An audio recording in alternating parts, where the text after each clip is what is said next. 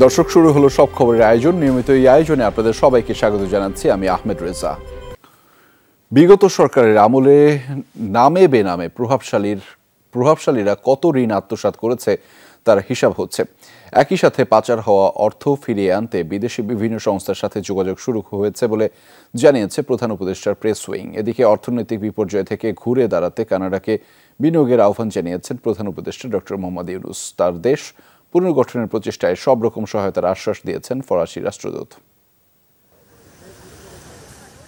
ছাত্র জনতার তীব্র আন্দোলনের মুখে পদত্যাগী শেখ হাসিনা সরকারের শাসনামলে কতিপয় অসাধু ব্যবসায়ী ও প্রভাবশালী ব্যক্তিরা নামে বেনামে কত টাকা ঋণ আত্মসাৎ করেছে তার হিসেব করছে সরকার। বুধবার প্রধান উপদেষ্টার প্রেস উইং থেকে পাঠানো সংবাদ বিজ্ঞপ্তিতে জানানো হয়, কিছু অসাধু ব্যবসায়ী ও প্রভাবশালী ব্যক্তিরা সাম্প্রতিক বছরগুলোতে ব্যাংকিং খাতে ব্যাপক দুর্নীতি ও প্রতারণার মাধ্যমে নামে বেনামে বিপুল পরিমাণের অর্থ আত্মসাৎ করেছেন এবং তা বিদেশে পাচার করেছেন। এই আত্মসাৎকৃত অর্থের পরিমাণ লক্ষাধিক কোটি টাকার উপরে মর্মে ধারণা করা যায় বলে বিজ্ঞপ্তিতে উল্লেখ করা হয়। প্রভাবশালী ব্যক্তিদের নাম উল্লেখ না করে বিজ্ঞপ্তিতে বলা হয়, এই অর্থ পুনরুদ্ধারে কাজ শুরু হয়েছে, যোগাযোগ করা হচ্ছে বিদেশি বিভিন্ন সংস্থার সাথে। এদিকে বুধবার কয়েকটি দেশের হাই কমিশনার, রাষ্ট্রদূত ও জাতিসংঘ প্রতিনিধি সাক্ষাৎ করেন প্রধান উপদেষ্টা ডক্টর মোহাম্মদ ইউনূসের সঙ্গে। কানাডার রাষ্ট্রদূত লিলি নিকোলাসের সাথে সাক্ষাতের সময় প্রধান উপদেষ্টা বাংলাদেশের অর্থনৈতিক পুনর্গঠনে বিনিয়োগের আহ্বান জানান। রাষ্ট্রীয় অতিথি ভবন যমুনায় ডক্টর ইউনূসের সাথে সৌজন্য সাক্ষাৎ করেন Malaysian high commissioner Hasnah Mohammad Hashim. বাংলাদেশকে আসিয়ান সদস্য হতে মালয়েশিয়ার সমর্থন চান প্রধান উপদেষ্টা। কুয়ালালামপুরে আসিয়ানের পরবর্তী চেয়ার হতে যাচ্ছে এবং তিনি সদস্যপদ বিষয়ে তাঁর সরকারের কাছে বার্তা পৌঁছাবেন বলে জানান হাই কমিশনার। এরপর প্রধান উপদেষ্টার সঙ্গে সাক্ষাৎ করেন ফ্রান্সের রাষ্ট্রদূত মেরি মাসুদ পাই। তিনি জানান, বাংলাদেশের অন্তর্বর্তী সরকারের সাথে কাজ করবে ফ্রান্স। ফরাসি প্রেসিডেন্ট ইমানুয়েল ম্যাক্রো প্রধান উপদেষ্টাকে সুবিধাজনক সময়ে ফ্রান্স সফরের আমন্ত্রণ জানিয়েছেন বলে জানান রাষ্ট্রদূত। পরে প্রধান উপদেষ্টা ডক্টর মোহাম্মদ ইউনূসের সাথে ইউএনডিপির একটি প্রতিনিধি দল সাক্ষাৎ করেন।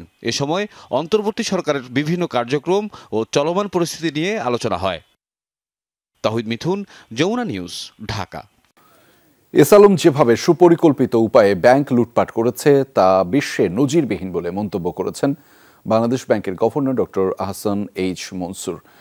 বুধবার এক সংবাদ সম্মেলনে এই মন্তব্য করেছেন তিনি। ব্যাংক লুটের টাকায় কেনা এসালমের সম্পদ না কেনার পরামর্শ দিয়ে গভর্নর বলেন, এই সম্পদ কেউ কিনলে তাকে আইনি জটিলতায় পড়তে হবে। দুপুরে এক সংবাদ সম্মেলনে গভর্নর এসব কথা বলেন। জানান, এরই মধ্যে 6টি ব্যাংকের পর্ষদ ভেঙে দেওয়া হয়েছে। এখন এসব প্রতিষ্ঠান পুনর্গঠনে মনোযোগ দেওয়া হবে, তবে সেটি ব্যাংকিং কমিশনের মাধ্যমে হবে কি না বা আলাদা টাস্কফোর্সের মাধ্যমে হবে তা এখনও নিশ্চিত নয়। পরামর্শ নেওয়া হবে দেশে বিদেশে যোগ্য সবারই। আরও জানিয়েছেন, মূল্যস্ফীতি নিয়ন্ত্রণে বাংলাদেশ ব্যাংকের একার পক্ষে সম্ভব নয়, তবে বন্যার কারণে মূল্যস্ফীতি কমার লক্ষ্য কিছুটা পিছিয়ে যেতে পারে। এ সময় ডক্টর আহসান মন্তব্য করেন, রাষ্ট্রযন্ত্র ঠিক না হলে আর্থিক সংস্কার সফল হবে না। সতর্কবাণী আমরা দিতে পারি আপনাদের মাধ্যমে যে এসালম গ্রুপের সম্পদ যদি কেউ না কিনে সেটাকে নিয়ে হয়তো লিগ্যাল চ্যালেঞ্জ হবে। আমি বলবো যে সবাইকে দেশের স্বার্থে অন্য কেউ যেন এই সম্পদে হাত না দেয়। এই সম্পদগুলো আমাদের ডিপোজিটরদের টাকা ফেরত দেওয়ার জন্য আমরা ব্যবহার করতে চাই যেটুকু পাওয়া যায়। বন্যা পরবর্তী ক্ষতচিহ্ন স্পষ্ট হচ্ছে ফেনীর দুর্গত অঞ্চলে। পানি নামা অব্যাহত থাকলেও এখনও তলিয়ে রয়েছে ঘরবাড়ি ও সংযোগ সড়ক। তাই বেশিরভাগই ফেরা হয়নি নিজ ঘরে। রয়েছে ত্রাণের ব্যাপক চাহিদাও। তলিয়ে যাওয়া জনপদে শূন্য থেকে শুরু করতে হবে ক্ষতিগ্রস্তদের। ভয়াবহ বন্যায় বিস্মিত মানুষের এখন সব হারানোর হাহাকার। শাহিন আলমের ক্যামেরায় ফেনীর বন্যা কবলিত অঞ্চলের খবরাখবর জানাচ্ছেন সহকর্মী সাইফুদ্দিন রবিন। আমার সব শেষ, নতুন করি আল্লাহ মালিক। ফেনী সদর উপজেলার জয়নাল আবেদিন, যেখানে দুদিন আগেও সাঁতরে পার হতো মানুষ, সেই মূল সড়কের পাশের দোকানি তিনি। আলাউদ্দিনও তাই। দুজনের দোকান থেকে পানি নেমেছে, তবু তীব্র বেদনা তাদের কণ্ঠে, অভিব্যক্তিতে। এখন শূন্য থেকে শুরুর চেষ্টা। আমার সব চলে গেছে, আমার সব চলে গেছে। আমার দুইটা গাড়ি পানি নিয়ে নিচে ডুবে গেছে। বাসা বাড়িতে নেছে, তালা থাকতাম, সব চলে গেছে। দোকান এটাও যা ছিল এটাও চলে গেছে, এটাতেও কিছু নাই। এতগুলো দোকানের মাল আমরা আপনার কোন দিকে সরাবো, এতগুলা মাল তো সরানো সম্ভব না। যেগুলো সরাইছি ওগুলো ক্ষতিগ্রস্ত হয়েছে, আমাদের পুরাটা পানির ভিতরে ছিল। কারণ আমাদের অতীতে বয়সে, আমাদের এই বয়সে আমরা কখনো আমাদের বাপদাদারাও ওরকম বন্যা পরিস্থিতি দেখা নাই। পানি নামতে শুরু করার পর ফেনীর পরশুরাম, ফুলগাজী, ছাগলনাইয়া ও সদর উপজেলার মূল সড়কের পাশের দোকানিরা এখন দোকানে ফিরছেন। হাঁটু পানিতেই মালামাল রক্ষার চেষ্টা। একসঙ্গে ফেনী ফুলগাজী সড়ক সংশ্লিষ্ট 20টি ঘর, চালা ছুঁয়ে যাওয়া পানি এখন হাঁটুতে। কিন্তু সেই ঘর কি আশ্রয়হীন এই মানুষগুলোর ঠিকানা হতে পারবে? বিপন্ন, বিধ্বস্ত অবস্থা। বন্যা যেন সব লুট করে নিয়েছে।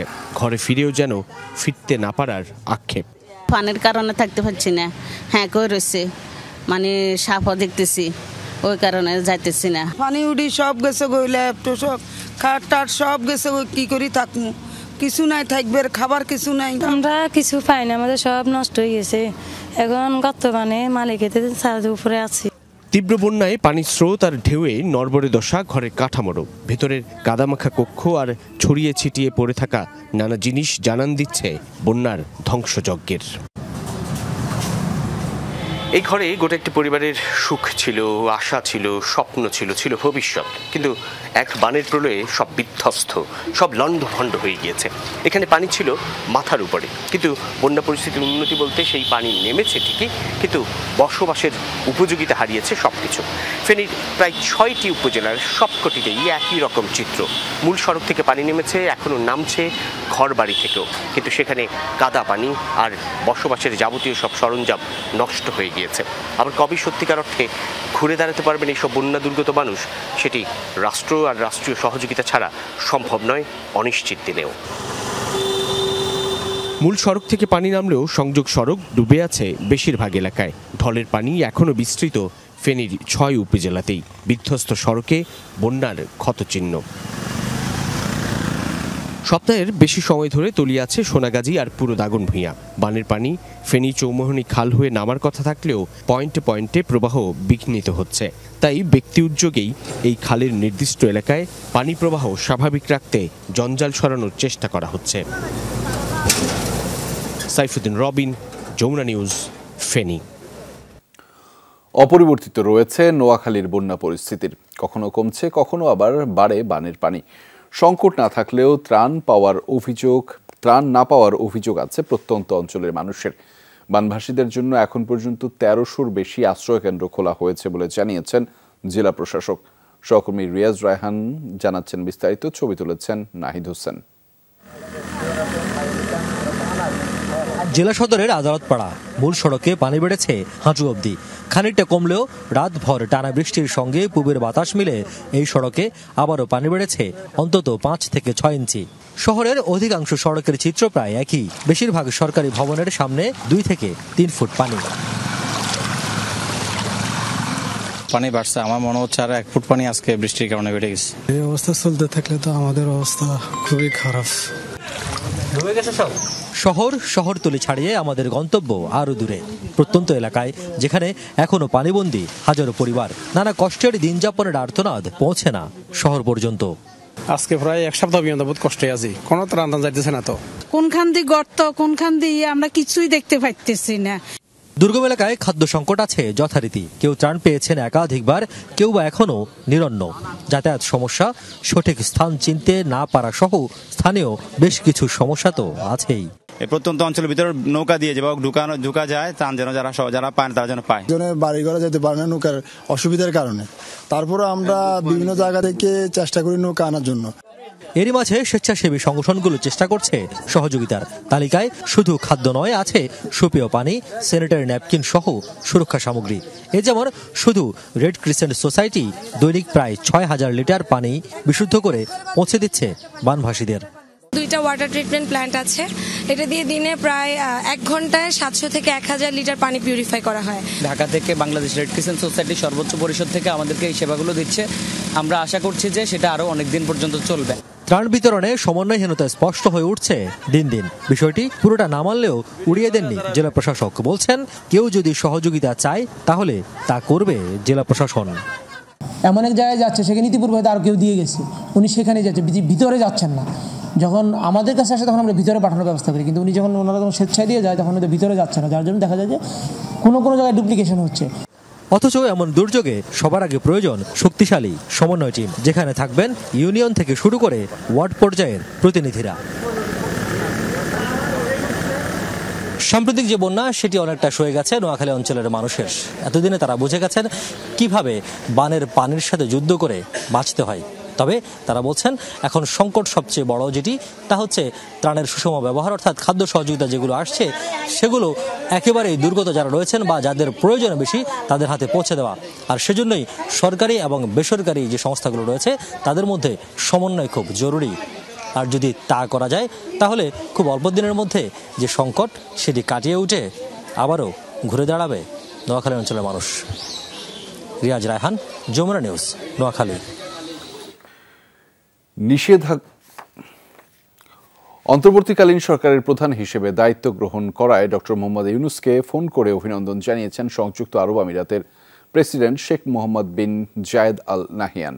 ফোন আলাপে ডক্টর ইউনূসের সাথে দ্বিপাক্ষিক সম্পর্ক নিয়ে আলোচনা করেন আমিরাতের প্রেসিডেন্ট। ভবিষ্যতে দুদেশের সার্বিক উন্নয়নে অন্তর্বর্তী সরকারের সাথে ঘনিষ্ঠভাবে কাজ করার ইচ্ছাও প্রকাশ করেন তিনি। এছাড়া ডক্টর ইউনূসের নেতৃত্বে প্রশংসাও করেন শেখ মোহাম্মদ বিন জায়েদ আল নাহিয়ান। বলেন, নোবেলজয়ী ডক্টর ইউনূসের দীর্ঘ অভিজ্ঞতা ও নেতৃত্বে বাংলাদেশের মানুষের জন্য কল্যাণ বয়ে আনবে।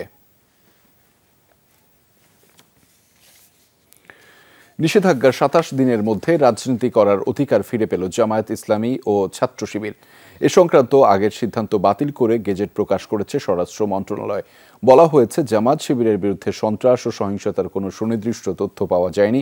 আইন উপদেষ্টা বলেছেন, এ নিয়ে রাজনীতি করেছে আওয়ামী লীগ। আর জামাত আমিরের দাবি, ছাত্র জনতার আন্দোলনে দিশেহারা হয়ে নিষিদ্ধ করা হয়েছিল তাদের দলকে। ছাত্র জনতার আন্দোলন তখন তুঙ্গে, তড়িঘড়ি করে জামায়াতে ইসলামী, ছাত্র শিবির সহ এর অঙ্গ সংগঠন নিষিদ্ধ করা হয় ১ আগস্ট। ৪ দিনের মাথায় পতন ঘটে আওয়ামী লীগ সরকারের। এরপর জামাত প্রকাশ্যে সরব হয়ে রাজনীতিতে তৎপর হয় নিষেধাজ্ঞা প্রত্যাহারে। সেই ধারাবাহিকতায় স্বরাষ্ট্র মন্ত্রণালয় বাতিল করল জামাত শিবিরের রাজনীতি নিষিদ্ধের আগের সিদ্ধান্ত, জারি করেছে প্রজ্ঞাপনও। ছাত্র জনতার বিপ্লবকে সন্ত্রাসী হিসেবে আখ্যায়িত করা, কর্মকাণ্ড হিসেবে আখ্যায়িত করা, সেটা একদম দলের উপর চাপিয়ে দেওয়া, তাকে নিষিদ্ধ করা, আমরা এই মিথ্যা ন্যারেটিভের পার্ট হতে পারি না। আওয়ামী লীগ কোনো নীতিগত অবস্থান থেকে জামাতকে নিষিদ্ধ করে নাই। নাগরিকদেরকে তারা যেন তাদের অধীনস্থ দাস মনে না করেন, বরঞ্চ নাগরিকদের দেওয়া কর্তব্য পালনে তারা বাধ্য এবং নাগরিকদের কাছেই তাদের জবাবদিহি করতে হবে, সেই অনুভূতি সৃষ্টি হবে। সেটা আমরা দোয়া করি আল্লাহর দরবারে। ভুল বোঝাবুঝি নিরসনে অন্তর্বর্তী সরকারের সঙ্গে দ্রুত রাজনৈতিক দলের সংলাপ চায় বিএনপি। একথা জানিয়ে মহাসচিব মির্জা ফখরুল ইসলাম আলমগীর বলেছেন, গণতন্ত্রের জন্যই এতদিন আন্দোলন করে আসছে বিএনপি সহ সমমনা দলগুলো, তাই যে কোনো পরিস্থিতিতেই নির্বাচনের আলোচনা এখন প্রাসঙ্গিক। বুধবার সকালে গুলশান কার্যালয়ে সংবাদ সম্মেলনে মেরিট ছাড়া কারো নামে মামলা না দিতে নেতাকর্মীদের নির্দেশ দিয়েছেন মির্জা ফখরুল। বলেন, ঢালাওভাবে মামলা দিলে বিপ্লব সুসংহত হবে না, মামলা করার আগে যাচাই করতে হবে এবং সারবস্তু বুঝেই মামলা দিতে হবে। এ সময় তিনি বলেন, ১/১১ মতোই বিএনপিকে লক্ষ্য করে অপপ্রচার চালানো হচ্ছে। ছাত্র জনতার বিপ্লব নস্যাৎ করতে বিদেশ থেকে প্রচার চালানো হচ্ছে। দাবি করেন, কোনো লুটপাটে জড়িত নয় তার দল বিএনপি। আমাদের লড়াইটা পুরোপুরিভাবে হচ্ছে একটা গণতন্ত্রকে পুনঃপ্রতিষ্ঠার জন্য, রেস্টোরেশন অফ ডেমোক্রেসি। সেটার জন্য তো আমরা নির্বাচনের কথা বলবো, এটা তো আমাদের রাইট। আমরা তো নির্বাচনের জন্যই এতদিন ধরে সংগ্রাম করেছি, লড়াই করেছি। ওই আন্দোলনকে, ওই বিষয়কে বাদ দিয়ে তো অন্য কোনো রাজনৈতিক চিন্তা এই মুহূর্তে করবো না। আমরা কি চাই, ওনারা কি চান, জনগণ কি চায়, একটা আলোচনা হতে হবে। তো বর্তমান সরকারের সঙ্গে আপনার রাজনৈতিক দলগুলোর অতি দ্রুত আলোচনা প্রয়োজন। স্বার্থের দ্বন্দ্ব থেকে মুক্ত হয়ে সংসদ বা নির্বাহী বিভাগের কার্যক্রম পরিচালনা করার উদ্দেশ্যে একই ব্যক্তি একসাথে সরকার প্রধান, দলীয় প্রধান বা সংসদ নেতা থাকতে পারবেন না।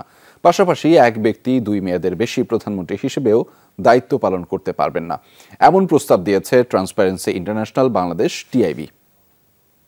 অবাধ, সুষ্ঠু, নিরপেক্ষ অংশগ্রহণমূলক নির্বাচন নিশ্চিত করার লক্ষ্যে জাতীয় সংসদ নির্বাচনের জন্য দল নিরপেক্ষ নির্বাচনকালীন অন্তর্বর্তীকালীন সরকার ব্যবস্থা প্রবর্তন করতে হবে। একজন ব্যক্তি 2 মেয়াদের বেশি প্রধানমন্ত্রী হিসাবে দায়িত্ব পালন করতে পারবেন না। উচ্চ পর্যায়ে দুর্নীতি, অর্থপাচারের কার্যকর জবাবদিহির অনুকরণীয় দৃষ্টান্ত স্থাপনে দুদক, BFIO, NBR, CID, attorney general কার্যালয়ের সমন্বয়ে টাস্কফোর্স গঠন করতে হবে। বন্যার্তদের সহায়তায় 22 আগস্ট থেকে বুধবার রাত 9টা পর্যন্ত মোট 7,78,278 টাকা উঠেছে। রাতে ঢাকা বিশ্ববিদ্যালয়ের টিএসসিতে এক সংবাদ সম্মেলনে একথা জানিয়েছেন বৈষম্য বিরোধী ছাত্র আন্দোলনের সমন্বয়করা। তারা জানিয়েছেন, শুকনো খাবার কেনা সহ অন্যান্য খরচ বাবদ প্রায় 71 লাখ টাকা খরচ হয়েছে। সোনালী ব্যাংকের ঢাকা বিশ্ববিদ্যালয়ের শাখায় ব্যাংক অ্যাকাউন্টে 5,84,00,000 টাকা জমা রাখা হয়েছে। সময় স্থানীয় প্রশাসনও যেন তাদের সঙ্গে সমন্বয় করে কাজ করে সেই আহ্বান জানানো হয় সমন্বয়কদের পক্ষ থেকে। 4 জেলায় ভ্রাম্যমাণ মেডিকেল টিম কাজ করছে বলেও জানিয়েছে সমন্বয়করা। প্রতিদিন প্রায় 20টি গ্রামে ত্রাণ পৌঁছানো সম্ভব হচ্ছে উল্লেখ করে শিক্ষার্থীরা জানান, প্রত্যন্ত অঞ্চলে ত্রাণ পাঠাতে সেনাবাহিনী ও বিমান বাহিনীর সহায়তা নেওয়া হচ্ছে। জগন্নাথ বিশ্ববিদ্যালয়ে আয়োজিত হলো এক ভিন্নধর্মী আয়োজন। বানভাসী মানুষদের পাশে দাঁড়াতে আয়োজন করা হয়েছে ব্যান্ড মিউজিক কনসার্ট, যার সম্পূর্ণ অর্থই যাবে বন্যার্তদের সহায়তায়। বিভিন্ন ব্যান্ড শিল্পীদের অংশগ্রহণে বুধবার দুপুরে থেকেই উপভোগ্য হয়ে ওঠে গোটা ক্যাম্পাস। অংশগ্রহণকারীরা বলছেন, এমন সব উদ্যোগ আরও প্রয়োজন।